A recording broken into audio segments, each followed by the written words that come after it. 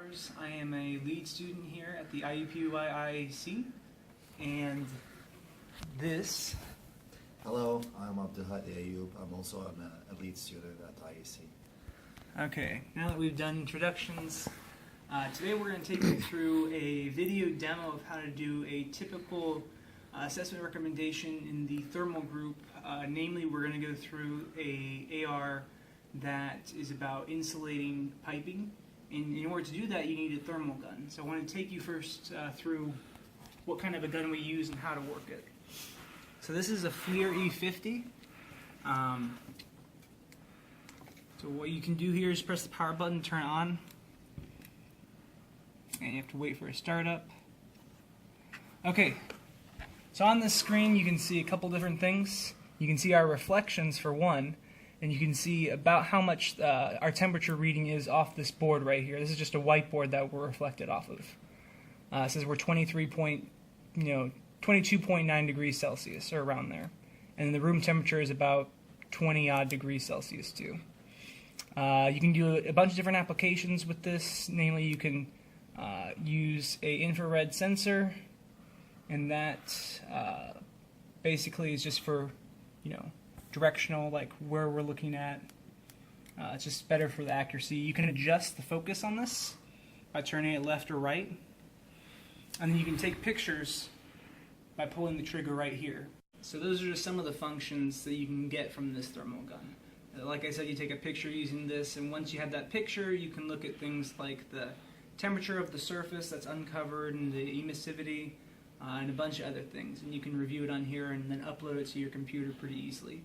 So right now what we're actually going to do is we're going to go downstairs into the main equipment room that we have in this building, the engineering building, and we're going to take a quick measurement there and show you how it works. Alright, so we're here in the basement of ET, which is our engineering technology building, and we're looking for possible piping or tubes that could be used for insulation, or that could have insulation applied to them. And we came across this chemical feeder. Now what this is you have an inlet, as you can see here, and a drain. So the chemicals will come in through this hose from right here. And this is the hot water that goes throughout the building. Chemicals come in, they go through this feeder, and they come out over here. And as you can tell, this entire line is not insulated. So we're going to demonstrate with our thermal gun what the temperature is of the hose, and then also take some measurements too. So we'll come back and we'll show you how that goes.